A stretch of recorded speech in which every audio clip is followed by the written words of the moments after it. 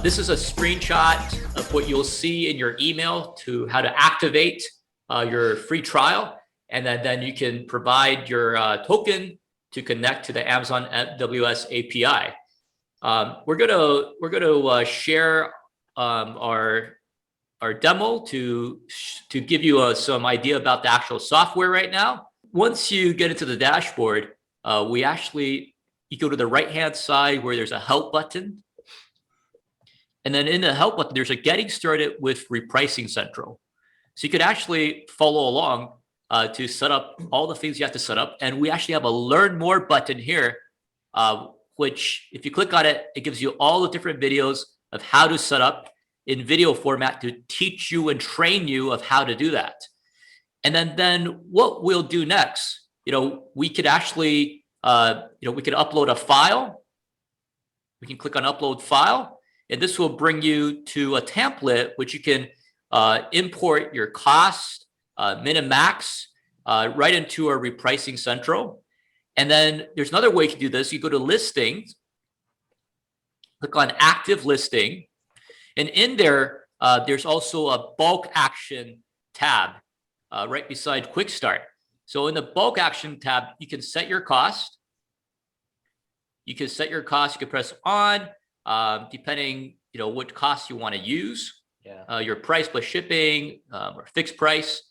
And then you can also set your shipping costs here, and then you press save to import the cost that you have. And then once you have the listings in here, you could also set the min and max by bulk as well. Yeah, so you can set the min and max by bulk.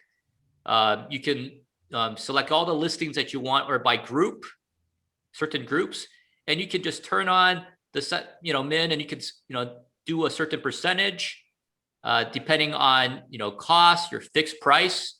That's the ones we recommend. There's also profit margin, ROI. So depending on what type of products and category that you're doing. That's right. Yeah. But definitely remember. Yes. Sorry, you go. Can you explain that? So it says min price equals your price plus shipping minus 50%. Isn't that a loss? Yeah, this is just the on the test account, it's just a default setting for us. But on customers accounts, they can actually just input that value themselves. So because this is just for demonstration purposes. For your pricing plus and the plus shipping cost, usually some of the people for the min price, they'll put it down to maybe takes away the 20%, or some of them may have a take away the 10%. It really depending on how you source that product, how you buy that product off the shelves, and then you sell on Amazon to Flipkart. It really depends on the customers. But yeah, for here it's just demonstration. Yeah, it really depends on what type of product it is too, right? Because if your price, let's say you're selling toys or clothing item that has higher than a 50% ROI, then you have your price on Amazon plus the shipping minus maybe 20, 50%. That actually some of the min that some of our customers actually set. Right? And then for the max, you could do that as well. And then talking about setting min and max, once it's in the system, what you can do is you can actually go and look at the profit. We actually have a profit calculator here. And then here you could actually set, your product cost. And then for example, let's say $3.20. If you can set the shipping cost if it's a new listing. A lot of times people don't set the shipping cost; they already include it. And then you can set the max price here, or you can go by ROI and the profit that you want. Yeah, and then you can save, and then you can turn on the listing. You can press the repricing pause to actually turn on the listing. Yeah. And then what you can also do for the min price, what we recommend people to do is to look at the competitor analysis. In this example, there isn't anything in here. Actually, there is some. And then you can actually see the different competitors on here. And here in the competitor pricing, you have your min price and your max price. This is an example, so just ignore the data here. But this is what it looks like. And then you can actually look at who are the competitors, what are they selling it for, to set your min price. And then you can also set your max price by the competitor with the highest price on there, because it means that the price they put in isn't delisted by Amazon. Yeah, it's something that people that they could be inserted to. Yeah. Do you have any questions? I want to confirm, because I'm following along on my account. The shipping cost is mainly for FBM merchants, right? The shipping cost is not an FBA. That's correct. And then the price that we were talking about earlier for the bulk action, that is the sell price that you're setting up as on Amazon, and not your cost. Yes. Okay, yes, that's perfect. correct. Yeah, absolutely. And if you're importing your costs and min and max, you could also do it from Inventory Labs. You could also import it in. You could turn on the synchronization in, and then you'll be able to get those costs and min and max from your Inventory Labs as well. Yeah, because some users do use Inventory Lab to manage their inventory on Amazon's.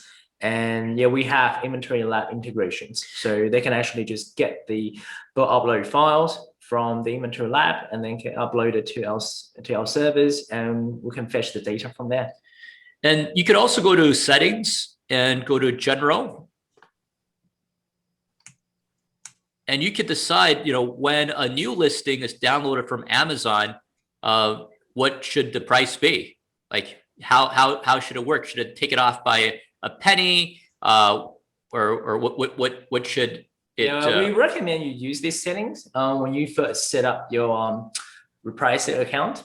So let's say when Amazon is fetching the data through NWS to download all the listings onto BQool, you can actually set like a predetermined value, for example, to your min and max, and then you can gradually sort of optimize this using the bulk actions on BQool.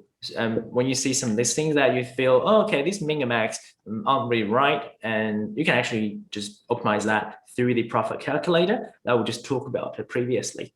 So yeah.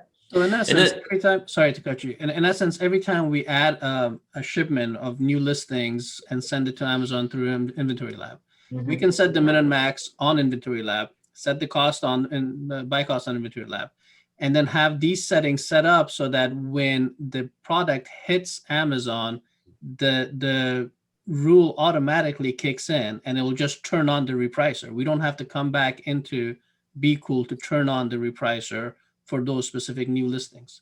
Yeah, pretty much so. It's an automated process, and this is why it's an automated tool.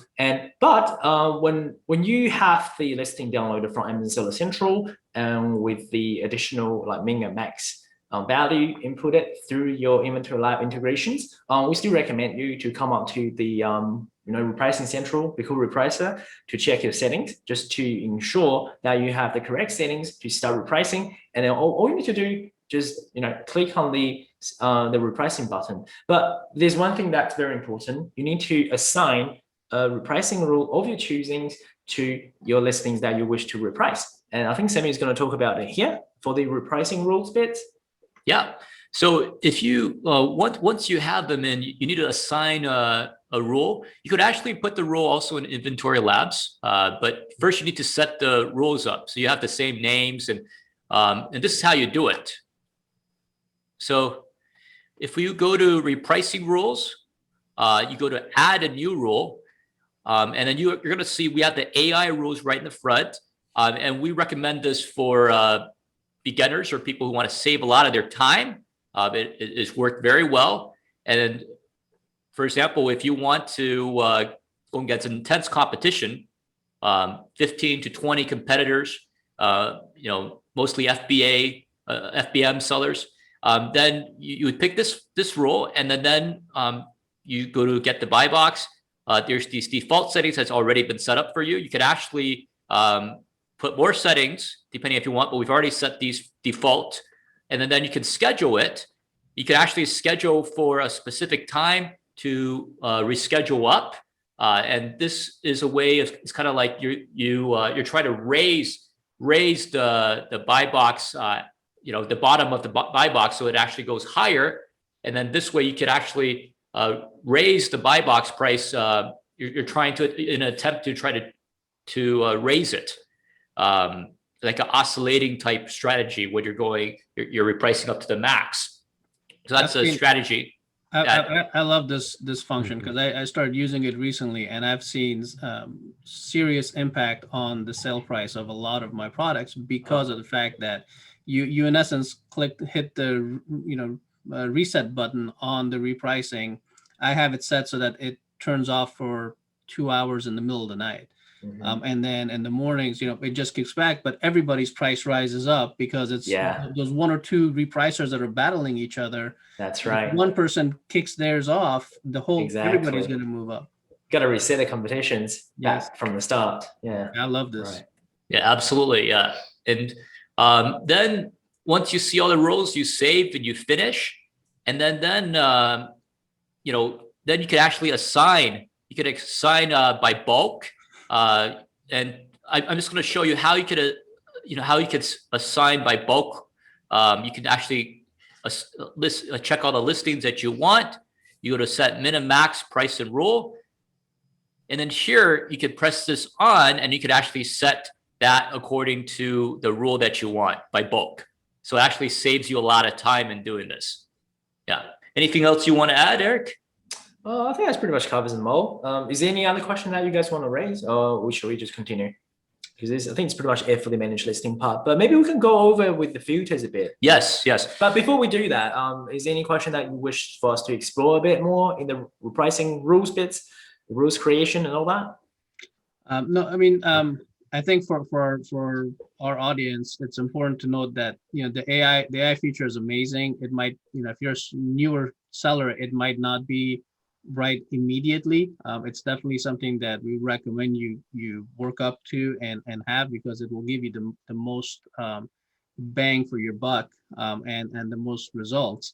But if you're not going to do the AI repricer, then and guys, correct me if I'm wrong, but there are at least 2 different rules you have to set. One to compete against merchant fulfilled sellers or the lowest price, and one to compete only against FBAs and not necessarily against merchant fulfilled sellers, because you're only competing to win the buy box and not necessarily the lowest price. That is correct. Yes, usually we recommend we call those the algorithmic rules based reprices, and we do offer those options as well if you don't want to use AI. So hop over to the repricing rules sections, would you? Yep. And then just go add new rules. Yes. So yeah, what we normally would recommend to use would be the oscillate strategies. Or some people may even go for the match buy box strategies. A lot of the time when FBA sellers, when they sell amongst their friends, because they all source from the same, they all source the same products, usually they want to match their friend's price. So they can create this sort of, I wouldn't say price fixing, but sort of have the same level of pricing structures throughout all these different seller accounts. So they're not really just undercutting each other.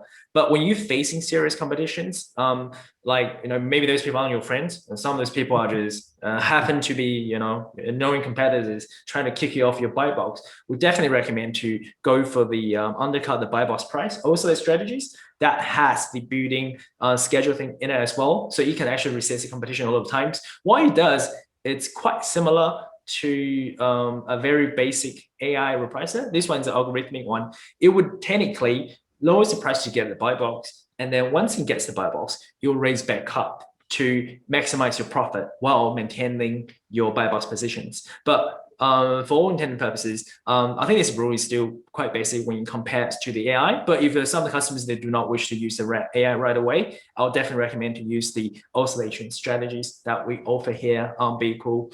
And some of the competitors, some of the sellers, if they want to reprice a lot more aggressively towards the other FBA sellers, you can use the undercut the buy box price, or the target the lowest FBA price and the target the lowest FBA price. And as what you mentioned before about you have different rules competing against different type of sellers. Yes, we have those default settings as well. But what's the best part of it, of the rule-based repricer, if you can actually go into the advanced settings for BQool, is that you can set the the rule-based reprices any way you want it. For example, if you want this rule to target FBM sellers only, you can do that. But you can also add additional conditions in to optimize your repricing rules against certain type of competitors. So for example, because sometimes you may even have some like odd outliers jumping into your competitions and trying to kick you out of buy box. For example, if these listings has majority of people are selling FBM, but you happen to have Amazon or happen to have FBA hopping in and join the competitions, enter the fray to snipe your buy box. Usually we would have the advanced rules here, the advanced settings to deal with those situations. So let's say if this is an FBM rule and you happen to have Amazons in your list in this competition, you can actually target them and reprice differently. So there are different conditions that would change when the competitions changes as well. So if your initial competitor in the buy box is FBM, but is suddenly Amazon enter the competitions and took the buy box away, you can actually just target them and reprice using the advanced settings here.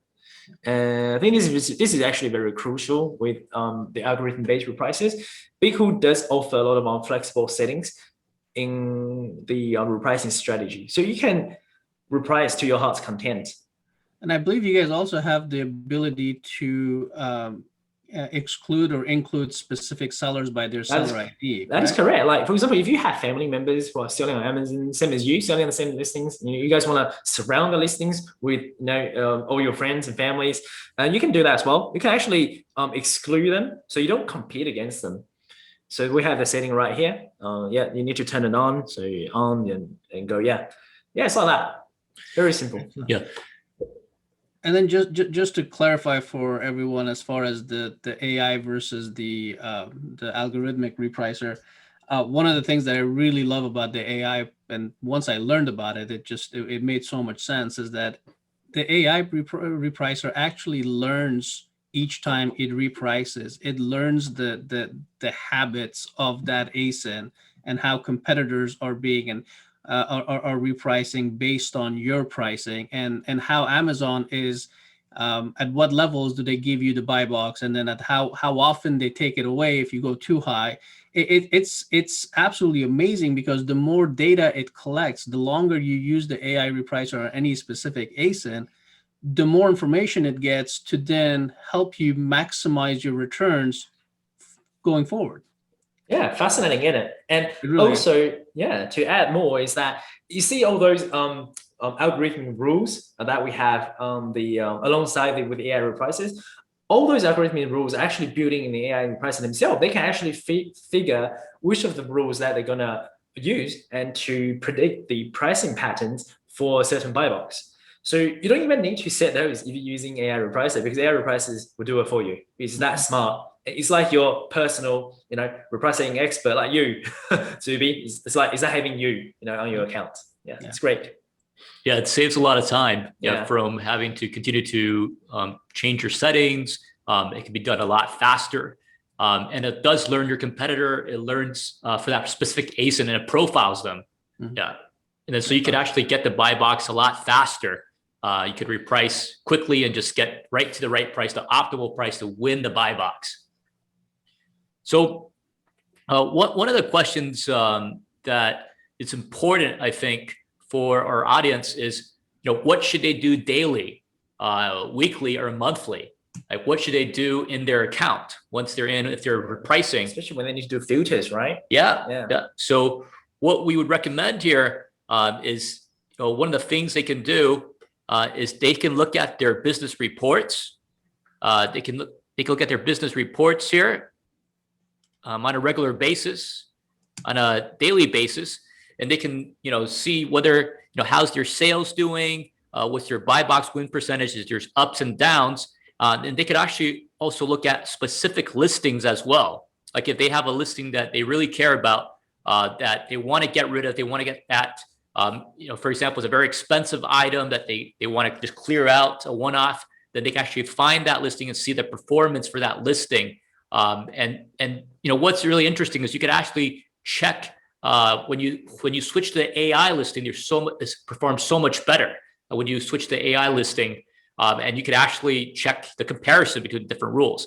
Another thing it's really important to do is the filters that you're talking about. Yeah, and you should do this on maybe a daily or a weekly basis.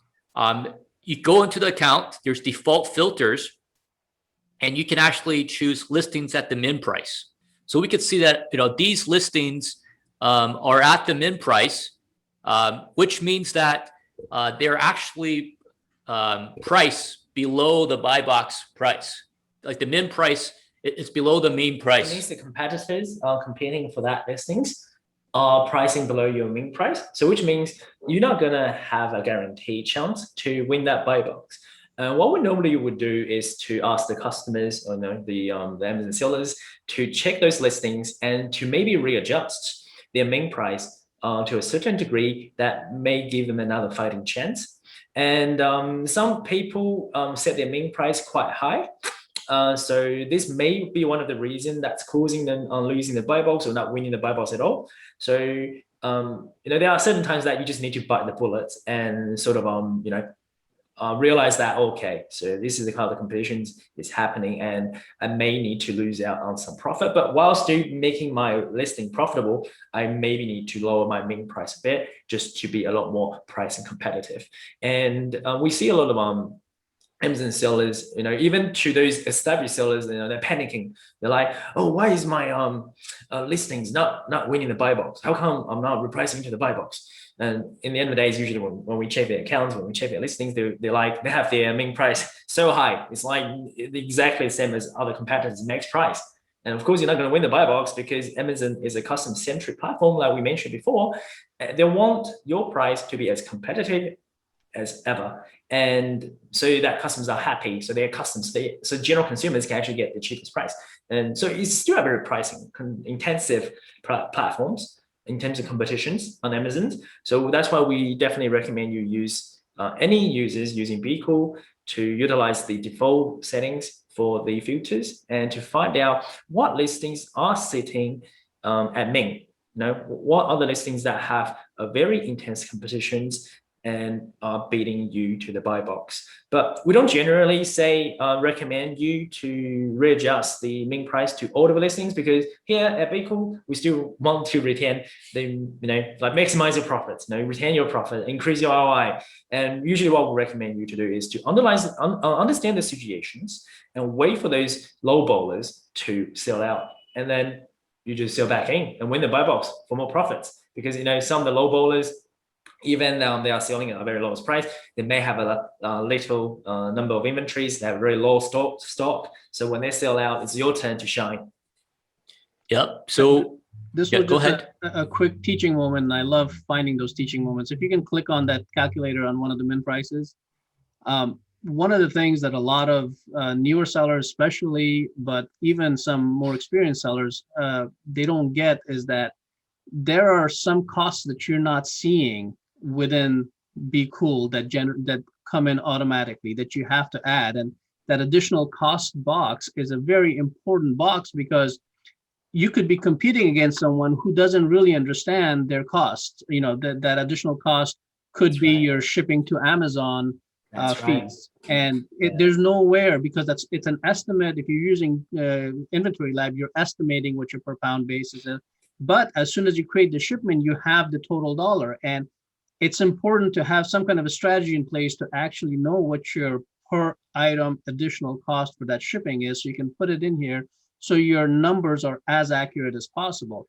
And this really comes into play when you have oversized products, the heavy stuff that are going further away. Mm-hmm. You can ship to the closest warehouse with 20 to 30 cents per pound. But if it's heavier, it's going to run you maybe 90 cents, maybe $1.50 per pound. And if you're missing that in there, you think you're having a 30% ROI, but in fact, you're actually losing money. Absolutely. Very well said. And I think that's what separates the 7-figure sellers to the average riff-raff selling on Amazon. So yeah, as you can see, this is the 7 figures mindset. There are a lot of hidden costs on Amazon. People don't even realize even the packages that they buy and pack the stuff. There's some of the people don't even take that into account. Some of the people don't even think that labeling costs should be considered. So I think all these additional costs, the hidden costs, should actually be putting into the profit calculator, like you said, just to optimize your final sales price on Amazon for the repricer to adjust. Yes, very well said. It's good. Yep. And then another thing that you can do is you can find the listings at the max price. And then if you're using, when you're using the AI for these, it means that you could actually increase the max price. You could actually put the max price. This means that this is selling, that the buy box that you're selling, it's keep on selling at the max price. So you could actually increase the price of that. And our recommendation again, for these type of listings, you go to the competitor analysis, and then you can actually find in our example, you don't see it, but you will see what's the most expensive someone's listing this on Amazon, and that would be the price that we recommend you to set. So you could actually increase your profits, and you can make sure you're not going to be delisted by putting that price in, because that price is already in the table. Yeah. So that's a tip that we want to give people. Again, you could also look at the offers and filters. So there's some filters here. So that's the default filters. You go to the bottom here. One of the things we like to do, we like to look at the items between 5 and 20. And then these are the items that you could actually that you could actually put on, the different AI repricing. You could do the repricing rules, because if it's over 20 competitors, then it's going to be really hard for you to compete. Yeah, if your products happen to be, this happens a lot for a lot of, I would say, booksellers. Sometimes when they're selling books on Amazon, there are so many people competing against your book listings, and you maybe fall right outside of that top 20 competitors in terms of pricing. And usually when that happens, it's very difficult for you to compete, because there's just no way for those people to actually get the buy box since their mean price is so high. So what we would recommend you to do is to also realize the situations that some of those listings aren't just meant to be getting the buy box for the pricing that you have on there. And maybe it's much better to utilize another strategy to rethink how you're gonna fix those listings. So yes. Do you guys have any more questions for this area about the filters to use? And so we recommend, 3 things. One is look at the business reports to see your sales, to see your win percentage. You could also, there's other options that you can choose on there to look at. And then the second thing we recommend to do daily and weekly is to look at the min price to make sure you make the right adjustments. So you have enough ROI, so you could actually sell out the product. You could actually win the buy box, because at the end of the day, you got to win the buy box to have any sales. So no buy box, no sales. Yes, buy box, more sales, and then more profits. And you could actually turn your stock into cash. So you can continue to fund your Amazon business and grow it. Definitely. Yeah. One of the things I really like about the filter section specifically, that I think might be a little bit too advanced for us to go through right now, but maybe in a future episode we can talk about it, is the group section. That's right. I think filters, it's a magnificent thing, because there are so many strategies you can actually do with them, by setting categories, setting like specialized pricing strategies to a certain group of listings. Mm-hmm. Yeah, I think we can definitely go into that more in depth, for the upcoming, for the future episodes. Yes. Yeah. So 3 very simple rules for beginners. We do recommend the AI rules for beginners, because it's a lot easier to set up. And then we recommend using the moderate competition rule if you're just starting out. And then if you want to be more aggressive, then you can use the intense competition, or you could use the buy box winner 3, which is raising the buy box prices. And then you can directly apply that by bulk, by all the listings you want. And we have videos that teaches you how to do that. I think we just showed you on the screen. And then, sorry to cut you off, but I think it's important to point out that it's not either or. You can create all 3 rules and assign them to different groups of your ASINs, to different, these ASINs you want to really sell out real fast, so you assign the more aggressive rule to it. And then other ones that you're okay with keeping the ROI high and maybe not be as aggressive with, then you can set the different rules at. It's not that it's just one rule and all of your ASINs get that rule. Precisely. Yes, you can assign different rules that will fit into the descriptions of how you want to sell those listings. And yeah, like you say, if some of the listings that you require liquidations that you want to sell fast, accelerate your sales velocities, definitely you try the rules that Reprice the most aggressive and the most competitive. Yes. Yeah, absolutely. You can set different rules according to different ASINs, whether it's a replenish item, whether it's a one-time liquidation, just like you guys mentioned. Yeah, you can have different combinations, and you can also do it by groupings to also save you a lot of time. And then we talked about this, adjusting the prices for the ones that are below main, and then to make sure that you're able to, get the buy box. Another option is to wait till the competitor sells out, and you can actually look at the competitor analysis to see, how much to see, if they're gonna if they're back, what do you call that, backtrack to reset the competition, is it? For the competitor, there's a place you could actually see if they're back order, right? Back order, Yeah, yes, back order, yes. So this is actually a very interesting point, because there are times that you have competitors who have back orders and they can still sell, but they're going to lose the buy box. So what happens is, if they are using a repricer, they will actually set their price to max. So it's just a way to prevent them to continue having the back order situations, and then we're losing the buy box. And this is what we would recommend is, when you see that happening, and you can actually find that through the filters that you see the buy box price is at max, what we say is you just follow them, stick with the pricing. You also raise up the price to match what they have and try to beat into the buy box for more profits. So this is also another way to adjust the price above max issues. And yeah, I think that's but you need to do it sensibly, exercise caution, because sometimes when you price your item a bit too high, Amazon may delist you, they may suppress that buy box, because Amazon thinks, okay, you guys are sort of on price gouging there. And this is something that you need to be mindful of. So let me ask you guys a question that Leland would call the secret sauce. Have you guys seen any difference between winning the buy box if you're repricing based on a penny under versus a percentage change in the price? It depends. Depends on competition, and depends on the products, and also depends on how the sellers strategize their repricing rules. And what we have discovered is that it's not so much about the percentage, it's a bit more about how much the integer values they have on the final pricing.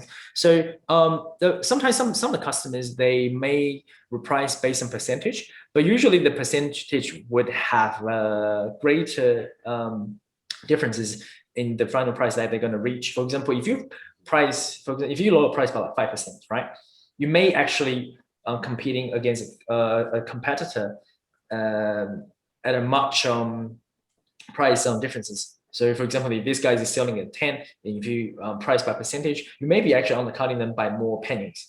And this is why some of the sellers, they much prefer to undercut by a penny, by just integer values, to by amounts, to compete against the competitors. So they can actually just do it by 1 penny at a time, so they're not losing too much, because they may think that if I undercut them by 5 pennies, I win the buy box. But what happened if I undercut them by 3 pennies? I still win the buy box. But that means I'm losing out by 2 pennies, right? So some of the customers, they are a lot more, I would say, meticulous about this. When they reprice, they actually want to just do it penny by penny. But yeah, I think it also depends on the personal taste. And some people, different stroke for different bloke, and they may think that percentage is much more, much better for the business model. And this is why we recommend to use AI, because I think AI can actually predict that a lot better. And the reason I say this is because the 3 different AI models that we have, they all have a different behavior. It's like personalities for the AIs. You have the aggressive personality ones for the AI. They always want to compete, get the buy box. The other one, you have a lot more reserve, pretty chill, pretty laid back, like us here, just compete. Not being too aggressive. And also there's a moderate ones where you just, sometimes they're a bit aggressive, sometimes there's a lot more reserve. And for the aggressive one, usually that's they're doing it by percent. It's sort of by percentage, because you can actually you can find a lot more headrooms, to know what's the optimum price, because they're actually exploring bigger margins of I'll say the price differences. But for the more reserve one, there's always just I wouldn't say stagnant, but you just price a lot more reserve by a penny and such, so the up and down is not as dramatic as the aggressive one. So I think that hopes, answers your questions. It does. There are some, there's a strategy out there that some sellers, the good guys, lack of a better phrase, who don't want to do a race to the bottom, who don't want to do a penny down until they hit their minimum. And the strategy is that because Amazon allows you to turn into the buy box, if you're within, usually within 5% of the buy box price, then they want to keep their price just above the min, so that they get a turn, but they're not the cause of the price tanking. I know what you mean. Right, buy box rotations, right? Yeah. Correct. Yeah. So for someone like that, if they are looking to really maximize their profits, but still get a buy box rotation without dropping the price, it would seem like it would make more sense if they're like, all right, so I want to be 2% above the buy box price instead of 2 cents above the buy box price. So that way, the higher they are, the higher the other repricer is going to come up to match them. Does that make sense? That actually makes sense. Yeah, and it's a very logical way to do business on Amazon, especially when there are so many intense competition for a lot of listings. And I think in order for a lot of our sellers to make the business stay afloat, and not having this, I'll say, malicious, toxic environment to sell on, I'll definitely recommend using percentage. Even for myself, I think percentage-wise, it's a lot more friendliest towards the overall, selling environments on Amazon's, because undercutting is a serious issue. And also you may have sellers from other countries, selling at a ridiculous low price just to try to kick out the buy box, and it's just not healthy for the general selling experience on Amazon's. And yes, but I think percentage wise is definitely doable. But you always have those sellers who want to get the buy box, all themselves. They want to get it because maybe they're wholesalers. They can source the products at a much cheaper price compared to you guys. And this is also another point that I wish to raise, is that when you have a dedicated guy that you want to source from, for example, you have a company that you have a contract with, do remember that, talk to them about, okay, if you are selling these products to other Amazon sellers as well, if you're giving those products, can you please ask them to stick to a minimum price, like a recommended, like a manufacturer suggested price? Do not undercut that. But because if you find those bad actors undercutting you, selling below the suggested manufacturer's price, report them to them. Maybe just get their license, revoked or something, because it's just not healthy for the competitions. Yes, I agree. So we're going to go into the 6 key benefits for BQool for this first section here. Yeah, first, we are results driven. So we've been in the business for more than 10 years, and are established by top Amazon sellers. Yeah, the company is still owned by Amazon sellers, and then we also have a large number of AI engineers. So we have one of the highest in the industry, and we continue to update with new features as Amazon updates. We also have very secure data, so we're part of that invite-only Amazon Marketplace Development Council. We're a featured partner on Amazon, and we also are Amazon Solution Provider Network, so it's completely secure. And we're also an AWS Server featured partner as well. And then we're also highly recommended on third-party websites like Trustpilot. And if you also look us up in the Marketplace App Store, you can also see us there with good ratings. We have over 4.8 ratings by hundreds and hundreds of customers who have good success. And we also have a free trial for 14 days that you can, that's totally scalable. So it's risk-free to try out, and there's a plan for everyone.